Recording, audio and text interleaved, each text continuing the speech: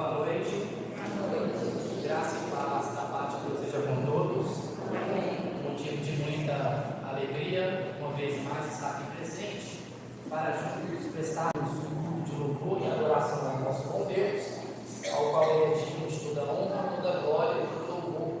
Alegria imensa estar aqui na comunhão dos santos para glorificar e enaltecer o nome do nosso bom Deus. Amém? Meus irmãos, você que trouxe a palavra de Deus, abra comigo na carta escrita pelo apóstolo Paulo, carta de Gálatas, capítulo é o de número 1, o versículo é o de número 1 ao versículo de número 9.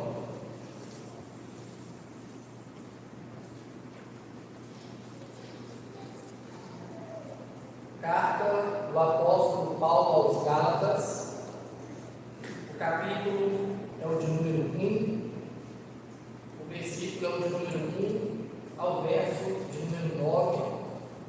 Aquele que for encontrando, assentado no texto, estarei fazendo a leitura, e os irmãos, com reverência ao nosso Senhor, irá acompanhar a mesma. Carta do apóstolo Paulo, escrita aos Gálatas, o capítulo é o de número 1, o verso de número 1 ao verso de número 9. Todos encontraram? Amém. Estarei lendo a palavra de Deus, os irmãos assim acompanham a leitura.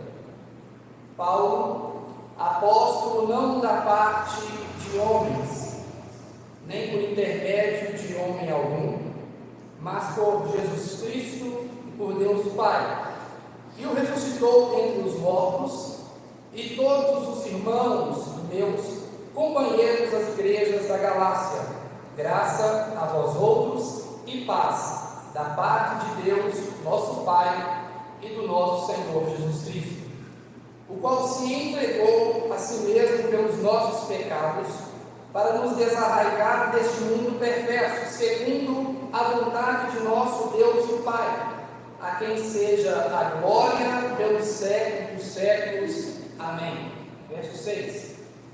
Admira-me que estáis passando tão depressa daquele que vos chamou na graça de Cristo para outro evangelho, o qual não é outro senão que há alguns que vos perturbam e querem perverter o evangelho de Cristo, mas ainda que nós, ou mesmo um anjo vindo do céu vos pregue evangelho que vá além do que vos temos pregado, seja anátema.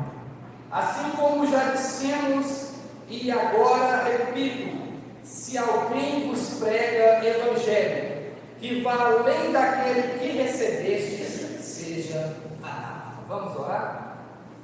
Soberano Deus e eterno Pai, Criador dos céus e da terra, te louvamos e te agradecemos, meu Deus, pelo dia do Senhor, dia este, que o Senhor convoca a sua santa igreja esta escolhida antes da fundação do mundo, ó Pai, para que possamos, ó Pai, cumprir o nosso propósito de pregar o Evangelho, nos alegrar no Senhor e glorificar o Teu nome para todo sempre. Agradecendo o Senhor, meu Deus, meu Pai, pelas igrejas que zelam, ó Pai, pela boa e genuína palavra, que zelam, meu Deus, meu Pai, para com um culto verdadeiro e fiel ao Teu santo nome. Agradecendo o Senhor, Deus, pelas pessoas que aqui estão presentes, ó Pai, e te pedindo que abençoe também aqueles que não vieram por motivos maiores, que abençoe, ó Deus, aqueles que estão em viagem, que entre, Pai, com a Tua providência sobre a vida daqueles que estão, meu Deus, meu Pai, acamados, doentes, e não podem vir, ó Pai, à casa do Senhor. Pai, que o Senhor possa, ó Pai, abençoar a cada um na conformidade da Tua vontade. Te pedimos, meu Deus e meu Pai, que o Teu Santo Espírito venha trazer iluminação à nossa mente, para compreendermos o que tem a nos revelar através do Teu Evangelho. Assim nós te louvamos e te agradecemos em nome de Jesus. Amém. Meus irmãos, eu quero deixar aqui um tema para a exposição desta noite. O tema será o genuíno Evangelho. A carta do apóstolo Paulo, escrita aos Gálatas, é uma carta justamente onde o apóstolo ele não escreve unicamente para um simples grupo e também não escreve pessoa, mas nós vamos ver que essa carta, de fato, ela é uma carta interessada para muitas igrejas em uma determinada região. Isso está em Gálatas capítulo 1, verso de número 1 ao verso de número 2. E Paulo então escreve essa carta para toda uma província essa que estava localizada na região de Roma, que é considerada como a Grande Galácia. E Paulo, ele vai procurar escrever essa carta logo após as viagens missionárias, aonde o mesmo passou por determinadas regiões para assim pregar o Evangelho. Em Atos dos Apóstolos, capítulo de número 13, capítulo de número 14, capítulo de número 15, nós vamos ver que Paulo prega o Evangelho, ele expõe a palavra do Senhor na cidade de Icônio, de Listra e de Derbe. E é justamente essa a primeira viagem missionária do apóstolo Paulo. Em Atos dos Apóstolos, capítulo de número 15 e 16, nós vamos ver que Paulo agora ele prega na cidade de Troade. E não somente nessa cidade, mas também na Frígia Galácia. E aí Paulo está percorrendo a sua segunda viagem missionária. Na terceira viagem missionária, meus irmãos, em Atos dos Apóstolos, capítulo de número 18, até Atos dos Apóstolos, capítulo de número 26, Paulo ele vai retornar para estas cidades, para assim ele fazer a confirmação dos discípulos do Senhor, para que ele podia ter a noção da quantidade de homens e mulheres que agora serviam ao verdadeiro e único Evangelho. E é justamente essa parte, nesta jornada da sua terceira viagem missionária, no retorno para a cidade de Antioquia, que Paulo recebe informações de como estava agora andando os irmãos da igreja da Galácia, ou mais conhecido como as igrejas situadas na região da Galácia. Meus irmãos, é muito interessante que nós vamos procurar aqui entender qual é o real motivo do apóstolo Paulo escrever a carta dos Gálatas. Diferente de muitas outras cartas que Paulo escreve, a carta aos Gálatas é justamente uma carta que Paulo não vai demonstrar alegria nenhuma, felicidade nenhuma para com os irmãos que viviam dentro daquela região. É uma carta justamente que Paulo vai procurar trazer uma correção severa para aqueles irmãos que viviam dentro da cidade da Galácia, ou situado dentro das igrejas pertencentes àquela região. Há dois pontos muito interessantes quando nós vamos estudar toda a carta, e um dos pontos é a respeito dos pregadores daquela época, mais conhecido como os hereges da época do apóstolo Paulo, que passavam nos determinados locais que Paulo tinha assim pregado o Evangelho, exposto à Escritura, e eles então atacavam a credibilidade do apóstolo Paulo de maneira direta.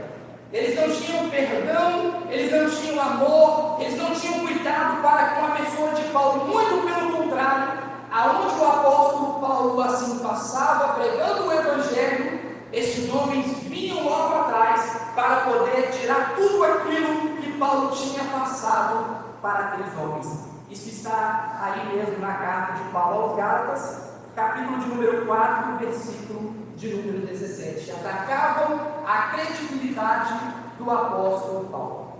E o segundo ponto, meus irmãos, é que este grupo não somente atacava a Paulo, mas eles estavam trazendo consigo novamente o ensino da circuncisão. Estavam trazendo novamente a circuncisão para a salvação do homem. Foi um grande problema que Paulo também teve que resolver com esses irmãos que viviam na cidade da Galácia, que estavam localizados dentro dessas muitas igrejas espalhadas por esta região. Está aí no versículo de número 12 ao versículo de número 15. E eles estavam trazendo consigo o ensinamento de Gênesis capítulo de número 17, aonde era necessário para que a salvação de Deus estivesse sobre a vida do homem, não somente a justificação pela fé em Cristo Jesus, mas necessário para a salvação era também as obras. Então era este ensino que esses homens estavam trazendo para poder desconstruir todo o ensinamento verdadeiro, genuíno e fiel ao qual Paulo estava trazendo para aqueles homens. É interessante que quando Paulo escreve essa carta, Paulo escreve com o sentido para que eles não perdessem a confiança no verdadeiro Evangelho. Paulo escreve essa carta para que eles não perdessem a confiança no único Evangelho, meus irmãos. E essa carta, ela vai tratar a respeito da justificação em Cristo Jesus somente. Essa carta nós podemos dividir aqui os capítulos, ou melhor dizendo, os versículos ao qual nós acabamos de ler. Do versículo 1 ao versículo de número 5, nós vamos observar que Paulo ele vai fazer novamente a apresentação do verdadeiro Evangelho para estes homens. Do versículo 6 ao versículo 9, nós vamos ver que Paulo vai apontar para o seu descontentamento para com os irmãos que viviam na região da Galácia. E não somente isso, vai mostrar para estes homens qual era o problema que eles tinham assim se envolvido ao deixar o verdadeiro e único Evangelho. E do verso de número 10 ao verso de número 17, Paulo vai voltar a trazer novamente o verdadeiro e genuíno Evangelho para a confirmação daquilo que ele tinha acabado de falar do verso 1 ao verso de número 9. Provavelmente essa segunda parte eu vou pregar sem ser no próximo domingo ou no domingo que vem, no quinto domingo deste mês. Então eu espero que você venha para a gente aprender um pouquinho mais a palavra do Senhor, amém? Agora acompanhe comigo aí Paulo escrevendo aos Gálatas, capítulo de número 1, versículo de número 1. Paulo inicia assim: Paulo, apóstolo, não da parte de homens, nem por intermédio de homem algum, mas por Jesus Cristo e por Deus Pai, que o ressuscitou dentre os mortos. Há um teólogo chamado William Henry, que é considerado um dos melhores teólogos a respeito das exposições das cartas de Paulo. Este teólogo ele vai dizer que quando Paulo escreveu estes versículos iniciais, a atmosfera espiritual estava de fato carregada.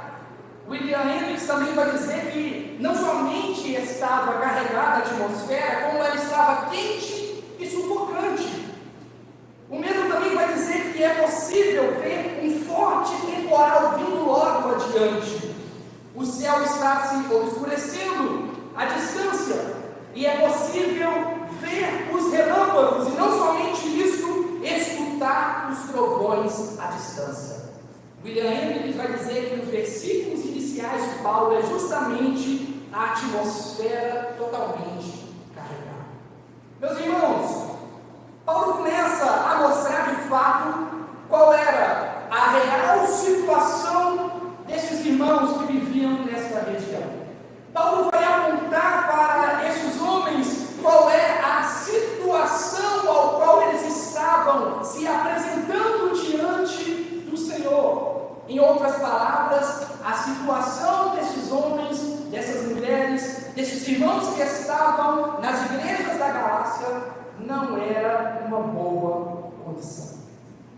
Paulo inicia fazendo uma defesa muito clara do seu apostolado.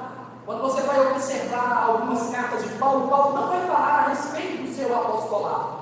Ele vai fazer logo de cara um cumprimento para com os irmãos, a alegria que ele tinha para com parte dos irmãos. Mas quando ele trata com a carta aos Gálatas e a carta de 1ª e 2ª Coríntios, Paulo ele usa da expressão Paulo apóstolo, não da parte de homens, nem por intermédio de homem algum. Meus irmãos, Paulo começa aqui a sua defesa para poder mostrar que o seu apostolado, que a sua chamada de fato é uma chamada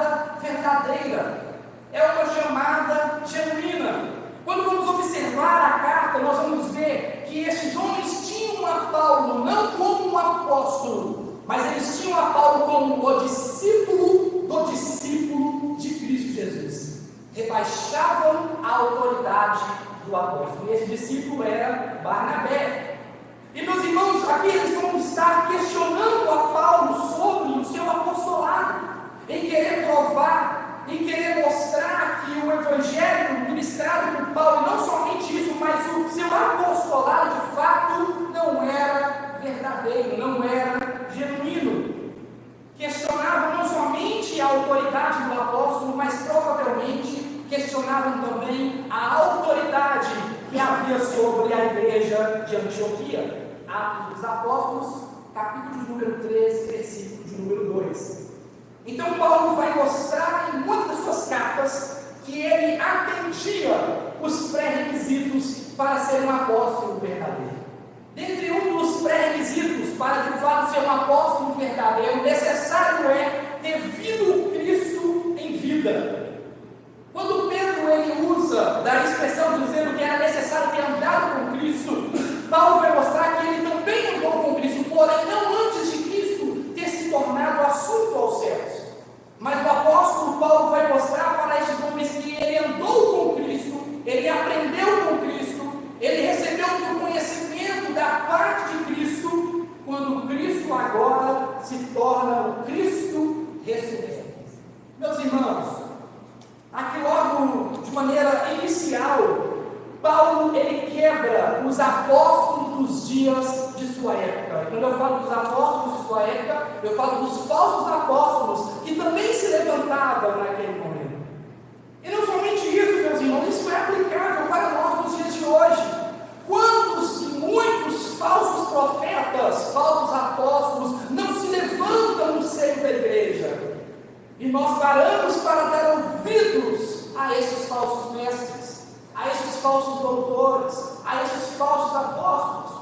Paulo não escreve isso aqui, meus irmãos, por escrever, não, ele escreve debaixo de uma inspiração divina, que é do Espírito Santo de Deus, mostrando que o verdadeiro e genuíno apóstolo tem que ter vindo o Cristo e o Cristo em vida.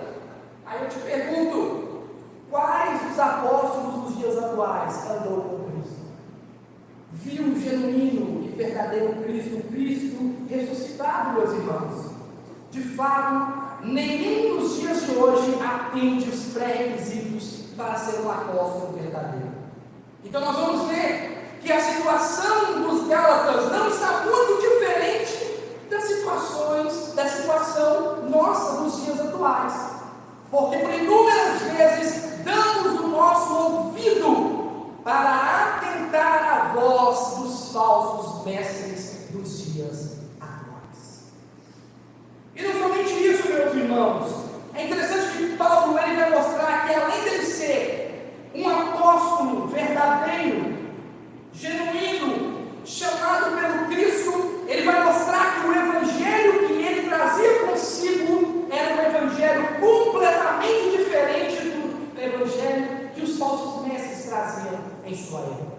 Observa comigo, ele diz assim: Paulo, apóstolo, não da parte de homens, e nem por intermédio de homem algum, mas por Jesus Cristo e por Deus Pai, que o ressuscitou dentre os mortos. Meus irmãos, nós podemos aqui já observar uma das primeiras características do evangelho verdadeiro. Já é possível nós observarmos aqui no início desta carta o que de fato é o verdadeiro evangelho, meus irmãos. A primeira característica do evangelho verdadeiro que Paulo levava consigo era que o evangelho ao qual ele trazia não era de origem humana. Tanto é que ele diz que ele era apóstolo não por parte de homens, nem por intermédio de homem algum, mas o evangelho que ele trazia consigo, que ele estava apresentando novamente para os Gálatas. Um evangelho que é apresentado novamente para mim e para você, e deve ser apresentado todos os dias da nossa vida. O verdadeiro evangelho, o genuíno evangelho, uma das suas características é que ele não é de origem humana, mas ele é de origem divina. Paulo não traz consigo o evangelho de Barnabé,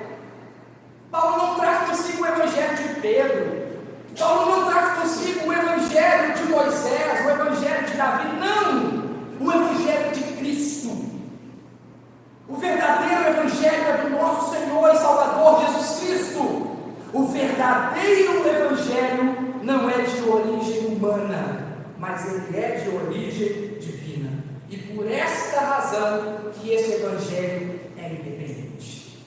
Paulo não dependeu de homens e nem de homem, mas o evangelho que ele trazia era o evangelho independente que vinha do Senhor Jesus Cristo. Esse evangelho que Paulo trazia, meus irmãos, é de fato o anúncio das boas novas. Aonde se inicia as boas novas? Na palavra do Senhor. Aonde que se inicia o verdadeiro evangelho? Gênesis, capítulo de número 3, versículo de número 15. E eu creio que todos nós sabemos o que aconteceu ali. A queda do homem. O pecado entrou sobre toda a raça humana. Tratamos hoje na escola bíblica dominical que não há ninguém que possa se justificar diante de Deus. Não há nada que possamos fazer para nos tornarmos justificados ou justos diante do Criador dos céus e da terra. Mas é através do verdadeiro e genuíno evangelho que reconhecemos a nossa pequenez, o quão miserável nós somos, meus irmãos, o quão depravado nós somos, a ponto de Paulo dizer que não há quem busque a Deus, não há quem entenda a Deus, não há quem deseje a Deus. Em Efésios capítulo de número 2 ele vai dizer que nós estávamos mortos em nossos delitos e em nossos pecados. Mas aonde que surge o evangelho? Gênesis capítulo de número 3, versículo de número 15. As boas novas assim nos alcançou. Aonde Deus levantaria através da semente de uma mulher, que pisaria a cabeça da serpente. Aqui começa o verdadeiro e genuíno evangelho. Então a primeira característica que o evangelho que Paulo trazia consigo era um evangelho divino e não humano. E a segunda característica, observa comigo, aí mesmo no verso número 1 ele diz: Paulo apóstolo não da parte de homens, nem por intermédio de homem algum, mas por Jesus Cristo e por Deus Pai, que o ressuscitou dentre os mortos. Meus irmãos, a segunda característica do evangelho verdadeiro, desde os tempos passados, é o evangelho que mostra, que aponta para o Cristo ressurreto, que aponta para o Cristo que ressuscitou dentre os mortos, meus irmãos. E nos dias de hoje, estamos trazendo tantas e tantas teologias, estamos trazendo, meus irmãos, tanto e tanto ponto sinergista, estamos muitas vezes trazendo um outro evangelho que não é o evangelho que aponta para o Cristo ressuscitado. Trazemos campanhas para sufocar o Cristo ressuscitado, trazemos a falsa doutrina da prosperidade para sufocar a respeito da mensagem da cruz, trazemos outros evangelhos para assim deixar de lado o verdadeiro evangelho, que é o evangelho do Cristo ressuscitado. E a Bíblia vai nos mostrar isso. No evangelho de Jesus Cristo, segundo Mateus nos escreve, capítulo de número 28, versículo de número 11 ao versículo de número 15, os judeus da época de Cristo foram até o sepulcro, pagaram uma quantia em valor para que os soldados espalhassem a notícia que Jesus não ressuscitou, mas que alguém foi lá e roubou o corpo de Cristo para poder dizer que Cristo Jesus tinha ressuscitado. E é muito interessante que a expressão utilizada por Mateus é quando ele diz que isso é feito até os dias atuais. Meus irmãos, por muitas das vezes, por misérias, estamos mentindo a respeito do verdadeiro evangelho. Por muitas das vezes, estamos colocando status e mais status para poder apresentar o nosso evangelho, mas não o verdadeiro e genuíno evangelho. Pagamos para cá, pagamos para lá, pagamos multidões, pagamos grupos, pagamos pastores, presbíteros, diáconos, mestres. A igreja do Senhor, em boa parte, infelizmente, não todos, mas uma boa parte, tem sufocado o verdadeiro evangelho até os dias atuais. E é muito interessante que a ressurreição de Cristo aqui é uma ressurreição ao qual o Senhor Jesus não foi forçado a fazer. Ele se entregou. E os dois pontos primordiais, esse grande evento trata sobre o evento da cruz e o evento da ressurreição. E nós vamos ver que aqui se explica a grande parte central da teologia do apóstolo Paulo. Meus irmãos, o verdadeiro evangelho, ele apresenta o Cristo que passou pela cruz e o Cristo que ressuscitou. O verdadeiro e genuíno evangelho mostra o quão miserável eu e você somos, o quão incapazes nós somos, mas aponta para o evangelho de Cristo Jesus, que ressuscitou dentre os mortos, trazendo salvação para toda a vida. Verso número 2: E todos os irmãos meus companheiros, as igrejas da Galácia. Meus irmãos, aqui há uma grande discussão, que muitos vão falar que Paulo, de fato, não pregou para as igrejas da região do sul, e tentam dizer que Paulo pregou para as igrejas da região do norte. É por isso que eu falei sobre a questão de Paulo ter pregado em Derbe, Cônio, em Listra e por assim por diante. Então, é um comentário muito breve, que Paulo, ele aqui anuncia a respeito dos seus irmãos que estavam nas igrejas da Galácia e a região do sul. Então, nós não temos muito o que falar a respeito disso aqui para não tomar tempo, porque o nosso tempo já está um pouquinho quase que avançado. E o verso de número 3, ele diz assim: graça a vós outros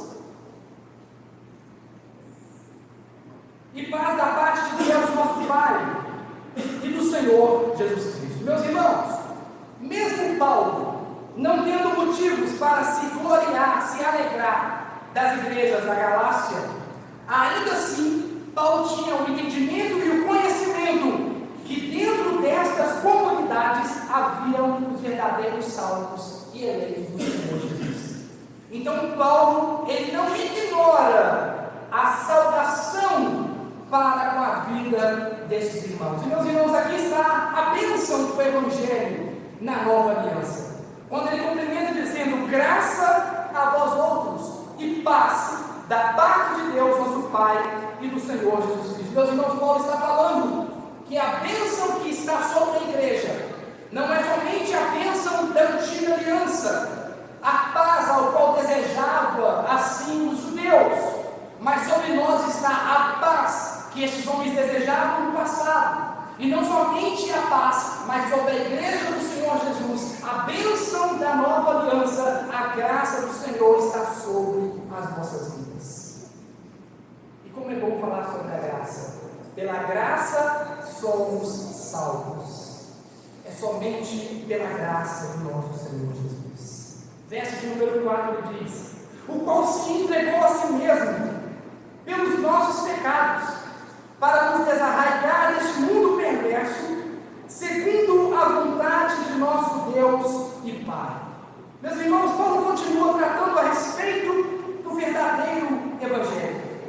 Ele mostra que Cristo Jesus se entregou por nós, porque nós não teríamos condições nenhuma de escapar da ira vindoura do nosso Senhor. Que nada, absolutamente nada que viríamos fazer faria com que Deus não derramasse da sua ira sobre as nossas vidas, meus irmãos. O profeta messiânico Isaías, no capítulo de número 53, versículo de número 4 ao verso de número 5, vai dizer que ele tomou sobre ele as nossas enfermidades, as nossas dores, os nossos inúmeros pecados, meus irmãos. É muito interessante quando Paulo fala aqui neste verso dizendo: ao qual se entregou a si mesmo pelos nossos pecados. Meus irmãos, Cristo se submeteu à tristeza, Cristo se submeteu ao escárnio desta vida, Cristo se submeteu, meus irmãos, a sentir na pele a maldição da morte que estava sobre nós. Mas, através disso, através do seu único sacrifício, agora consumado sobre as nossas vidas, Ele deu vida para as suas ovelhas. irmãos, nós temos vida em Cristo Jesus. Estávamos mortos em delitos, em pecados, errantes pela terra, mas através de Cristo Jesus, que se entregou, morreu no madeiro, pendurado sobre o madeiro, sobre a cruz do Calvário, derramou o seu sangue sobre a cruz do Calvário e ressuscitou dentre os mortos para nos trazer vida. Hoje a igreja do Senhor tem vida em Cristo Jesus. Não é necessário, meus irmãos, mais sacrifícios. Não é necessário imolar animais. Não é necessário sacrifícios de ofertas, como muitas igrejas têm feito nos dias atuais, trazendo consigo um outro evangelho. Meus irmãos, tudo que é necessário para a salvação está aplicado em Cristo Jesus. Ele morreu por nós. E isso foi pelo beneplácito da vontade de Deus. E podemos aqui aplicar Efésios capítulo de número 1, versículo de número 5. O que é o beneplácito da vontade de Deus? É a sua vontade soberana, é a sua vontade justa, é a sua vontade reta. Tudo que Deus fez foi pelo beneplácito da sua vontade. Verso de número 5. A quem seja a glória pelos séculos dos séculos. Amém. Essa expressão a quem, utilizada aqui por Paulo no grego, é muito interessante que Paulo não está fazendo uma pergunta a quem, mas ele traz consigo uma afirmação, ele traz consigo uma ênfase para poder apontar e apresentar tudo aquilo que ele acabou de falar se aplica e unicamente e exclusivamente na pessoa de Cristo Jesus. A quem seja a glória pelos séculos dos séculos. Meus irmãos, e Paulo finaliza o primeiro ponto da sua carta, mostrando que o nosso Senhor de fato Ele é fiel. E mostrando não somente isso, mas tudo aquilo que Ele acabou de trazer e apresentar para os Gálatas de fato é verdadeiro. Meus irmãos, essa carta sendo aplicada para nós nos dias de hoje, é uma carta não vinda de um homem qualquer, não é uma carta vinda de um grupo de homens, não é uma carta vinda, meus irmãos, do coração do desejo de um ser humano, não! Mas essa carta, não somente essa, mas todo o Evangelho é de ação divina e não de ação humana. E ele finaliza com uma lei, mostrando que isso aqui é imutável, mostrando que isso aqui está consumado, mostrando que absolutamente nada pode mudar o Evangelho do nosso Senhor Jesus Cristo. Verso número 6, ele diz assim: admira-me que estáis passando tão depressa daquele que vos chamou na graça de Cristo para outro Evangelho. Meus irmãos, observa que agora o segundo ponto da carta do apóstolo Paulo, a segunda parte, ele vai apresentar a estes homens qual era o trabalho dos arruaceiros, o que era de fato o trabalho dos falsos mestres, dos falsos doutores, ou dos mais conhecidos como os judaizantes da sua época. Quando Paulo diz assim, admira-me, ele usa uma expressão no grego que vem de uma chamada em alta voz. Em outras palavras, é como se Paulo estivesse dizendo assim, espanto-me, maravilho-me, como estejais passando tão depressa daquele que vos chamou da graça de Cristo para outro Evangelho. Meus irmãos, de fato Paulo demonstra aqui uma ira, e de fato uma ira santa. Você pode ler aí em Salmos capítulo de número 4, que é uma ira de indignação. Quando Paulo fala, admiro-me que estáis passando tão depressa, ele estava indignado, porque esta igreja recebeu um verdadeiro Evangelho, esta igreja ouviu um genuíno Evangelho, esta igreja recebeu o Evangelho de Cristo, e agora o que chegou aos ouvidos de Paulo é que essa igreja estava mudando de maneira tão depressa para um outro Evangelho. Meus irmãos, estavam sendo desleais, estes homens, não com a comunidade somente, não com Paulo, mas esses homens estavam sendo desleais perante o Criador dos céus e da terra. Por inúmeras das vezes, nós damos ouvidos aos outros evangelhos. Vivemos, às vezes, o outro evangelho. E assim, meus irmãos, estamos sendo desleais ao evangelho verdadeiro, que é do nosso Senhor. Paulo sabia para quem ele estava escrevendo essa carta. Paulo tinha conhecimento para aqueles que ele estava enviando essa carta, meus irmãos. Ele sabia que este público presente dentro dessas igrejas, de fato, era um público eleito do Senhor. E é tão interessante que como que funciona o verdadeiro evangelho? Ouvimos o verdadeiro evangelho, confessamos e professamos a respeito do verdadeiro evangelho, mas por inúmeras das vezes trocamos o verdadeiro evangelho por um outro evangelho, e logo depois passamos a ouvir novamente o verdadeiro evangelho. Meus irmãos, o que isso significa? Que o Espírito Santo de Deus trabalha a todo momento, mediante o beneplácito da vontade de Deus para a vida dos eleitos em Cristo Jesus. Por mais que Paulo não estava satisfeito com esta igreja, não estava alegre por causa do comportamento desta igreja, ele tinha conhecimento que dentro desta igreja tinha salvos e eleitos em Cristo Jesus. O verdadeiro evangelho, meus irmãos, por muitas vezes vem de maneira dura, vem de maneira árdua, vem de maneira, meus irmãos, que não passa as mãos das nossas costas, não nos faz um carinho, não.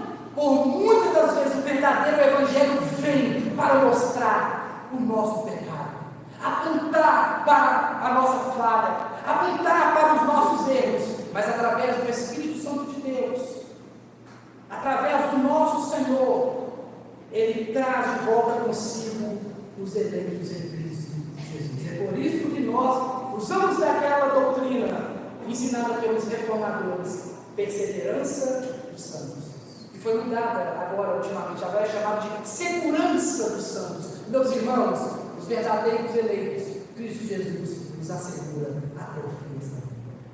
Os verdadeiros eleitos, Cristo Jesus nos assegura nesta peregrinação, que por muitas das vezes vamos para o lado direito, vamos para o lado esquerdo. O verdadeiro evangelho nos coloca novamente no trilho da salvação. Porém, existem aqueles que perseveram na desobediência. Existem aqueles que são, meus irmãos, os vasos da ira do Senhor.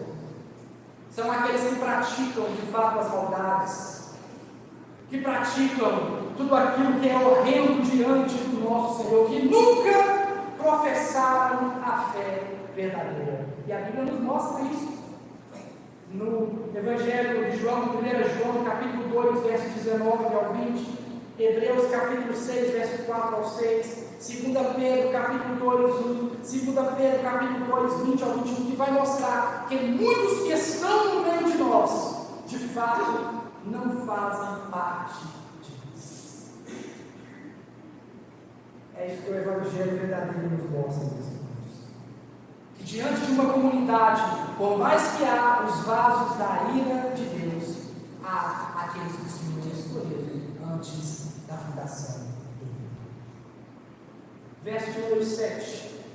O qual não é outro senão que há alguns que nos perturbam e querem perverter o Evangelho de Cristo. Meus irmãos, os falsos mestres estavam trazendo consigo novamente a antiga lei da circuncisão, estavam trazendo consigo os sacrifícios do Antigo Testamento, estavam trazendo consigo a abstenção de alimentos, estavam trazendo consigo, meus irmãos, a participação de muitas festas da época passada.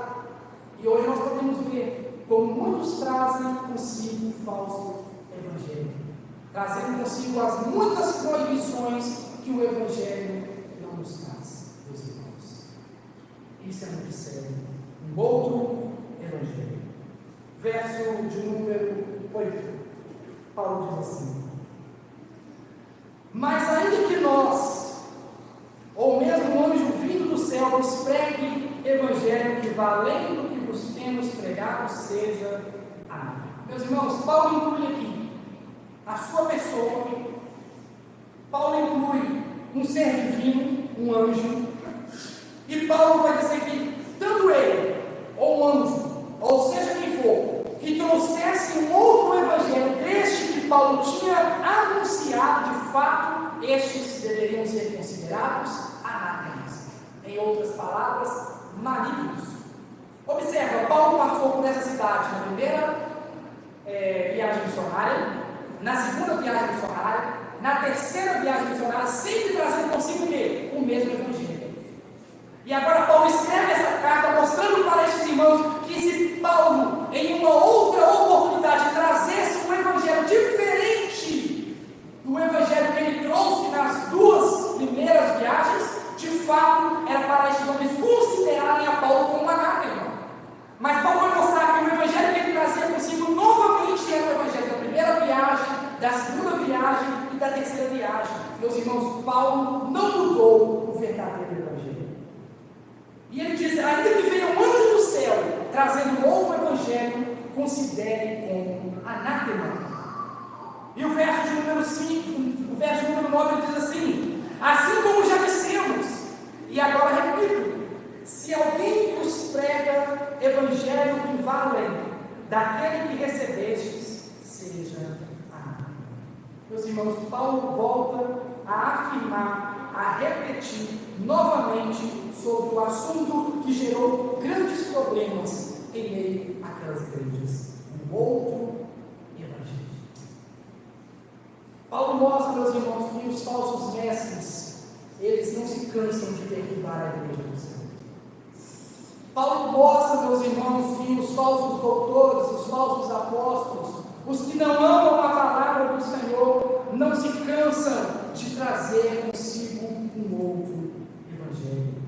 Meus irmãos, Paulo vai dizer que todo aquele que traz um evangelho diferente deste, que está na palavra do Senhor, deve ser considerado como maldito. Ah, meus irmãos, que Deus tenha misericórdia da sua igreja nos dias atuais. Que Deus tenha misericórdia dos teus filhos e das tuas filhas.